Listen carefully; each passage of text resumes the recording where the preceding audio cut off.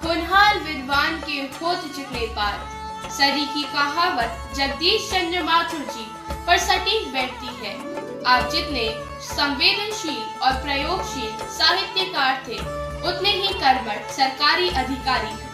आपको भारत में सूचना एवं संचार क्रांति का जनक भी माना जाता है। आपने ही ऑल इंडिया रेडियो को आकाशवाणी और टेलीविजन को दूरदर्शन नाम दिया। कक्षा 9 की पाठ्य पुस्तक कृतिका में संग्रहित रीढ़ की हड्डी जगदीश चंद्र माथुर का प्रसिद्ध एकांकी है। इस एकांकी के माध्यम से आपने समाज में स्त्रियों के प्रति व्याप्त रूढ़िवादी मानसिकता पर प्रहार किया है और स्त्रियों की शिक्षा और उससे उत्पन्न उनके आत्मविश्वास एवं साहस को दर्शाया है। आइए देखते हैं इसी प्रसिद्ध एकांकी रीढ़ की हड्डी का कक्षा 9D के विद्यार्थियों द्वारा संक्षिप्त प्रस्तुतिकरण। अबे धीरे धीरे चल, धीरे धीरे। उधर को मोड़, उधर को, उधर को, उधर को। हाँ, बस बस बस बस बस। बिठा दूं साहब? और क्या करेगा? परमात्मा के यहाँ जब अकल बट रही थी तो क्या तू देर से पहुंचा था? बिछा दूं साहब। और ये पसीना किस लिए बहाया है? हंसता क्यों है? हमने भी जवानी में कसरतें की हैं। कलसों से नहाता था लोटियों की तरह। ये तखत क्या चीज है? और हाँ, बहू जी से जरा दरी मांग ला। और सुन, बीबी जी के कमरे से हारमोनिया और सितार भी उठा लाना।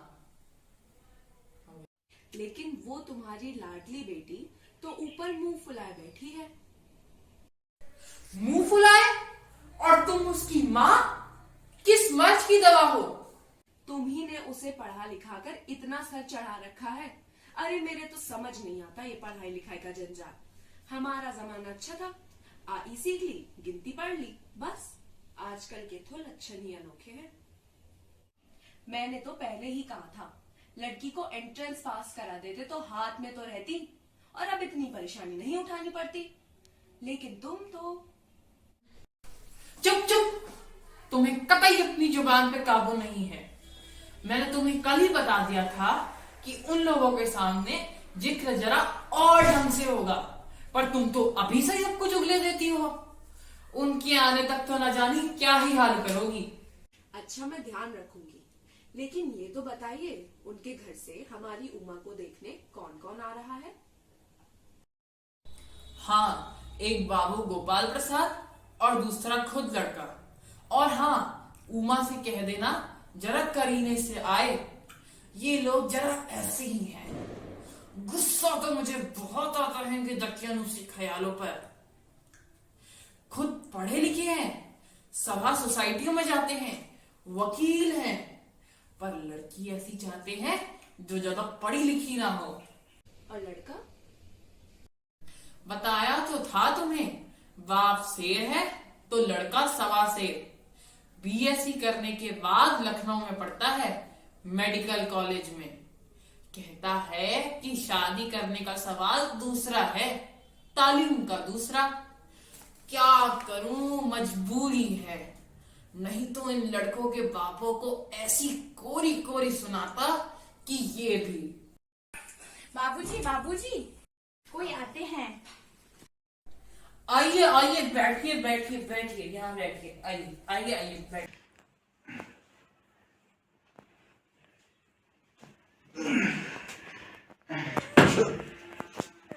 यह बैठ, लाइए मैं रख देता हूँ।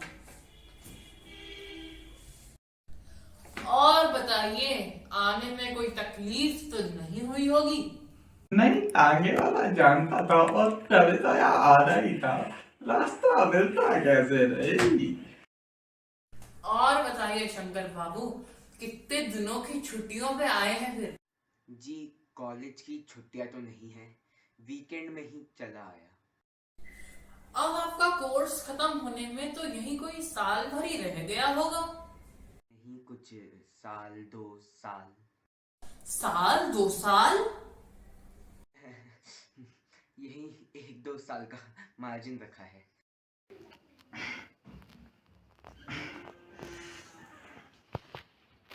बाप बात ये है साहब कि शंकर बीच में एक साल बीमार पड़ गया था। अब क्या बताए, इन लोगों को इस उम्र में सारी बीमारियां सताती है। एक हमारा जमाना था कि स्कूल से आके दर्जनों कचौड़ियां उड़ा जाते थे, फिर भी खाना खाने बैठो तो भूख वैसी की वैसी। जी हाँ, जी हाँ, उस जमाने की तो बात ही अलग थी। अच्छा तो साहब जरा बिजनेस की बातचीत हो जाए। बिजनेस, बिजनेस, ओ अच्छा अच्छा, पर जरा पहले नाश्ता तो कर लीजिए। अरे ये सब आप क्या तकल्लुफ करते हैं। माफ कीजिएगा, जरा अभी हाजिर हुआ। अरे झुक कर क्यों बैठते हो, क्या तय कराने आए हो, कमर सीधी करके बैठो। तुम्हारे दोस्त ठीक कहते हैं कि शंकर की बैकबोन। आखिर आप माने नहीं।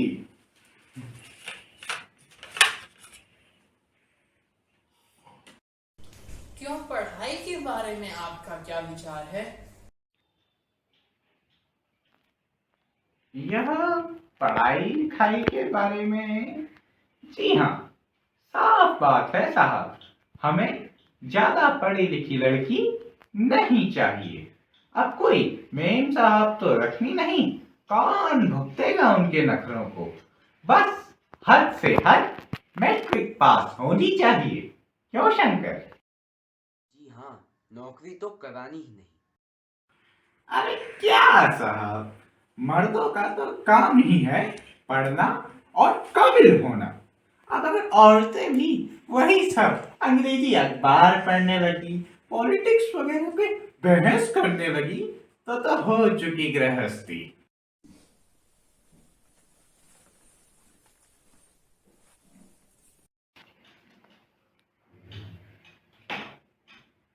चश्मा? जी वह जी वह कुछ कुछ महीनों से इसकी आंखें दुखनी आ गई थी, इसलिए कुछ दिन जरा चश्मा लगाना पड़ा। चाल में तो कुछ कमी है नहीं, चेहरे पे भी छवि है, कुछ गाना बजाना सीखा है? जी हाँ, सितार भी और बाजा भी। तुमने पेंटिंग वेंटिंग भी? मैं तो आपको बताना ही भूल गया, वो जो दिख रही है ना आपको कुत्ते वाली पेंटिंग, वो भी इसने ही खींची है, और वो दीवार पर भी। ये तो अच्छा है। और सिलाई वगैरह? सिलाई तो सारे घर की इसी के जिम्मे है, यहाँ तक कि मेरी कमीज भी। जरा इसे भी तो मुंह खोलना चाहिए। उमा, देखो वे कुछ कह रहे हैं, जवाब दो। क्या जवाब दूं बाबूजी? जब कुर्सी मेज बिकती है तो दुकानदार कुर्सी मेज से कुछ नहीं पूछता, सिर्फ खरीदार को दिखला देता है। पसंद आ गई तो अच्छा है, वरना। उमा, उमा, अब मुझे कह लेने दीजिए बाबूजी। ये जो मास्टर मेरे खरीदार बनकर आए हैं, इनसे पूछिए कि क्या लड़कियों के दिल नहीं होता, क्या उनके चोट नहीं लगती? बाबूराम स्वरूप, आपने मुझे मेरी इज्जत उतारने के लिए बुलाया है। जी हाँ, और हमारी बेइज्जती नहीं होती जो आप इतनी देर से नापतोल कर रहे हैं। और जरा अपने इन साहबजादे से पूछे कि अभी ये पिछली फरवरी में लड़कियों के हॉस्टल के इर्द गिर्द क्यों घूम रहे थे और वहां से कैसे भगाए गए थे। बाबूजी चलिए। लड़कियों के हॉस्टल में? क्या तुम कॉलेज में पढ़ी हो? जी हाँ, कॉलेज में पढ़ी हूँ। मैंने बीए पास किया है। कोई पाप नहीं किया, कोई चोरी नहीं की। उमा, उमा,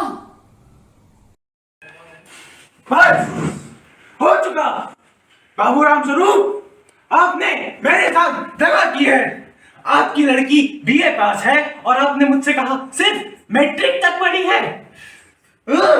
लाइए मेरी छड़ी, मैं चलता हूं।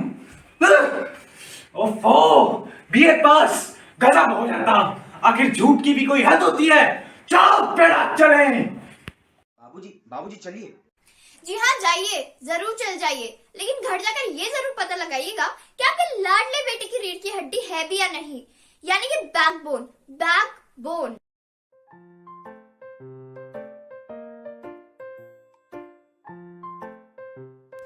इस एकांकी को देखने के लिए आप सभी का धन्यवाद। धन्यवाद। आभार, धन्यवाद। धन्यवाद। धन्यवाद। धन्यवाद।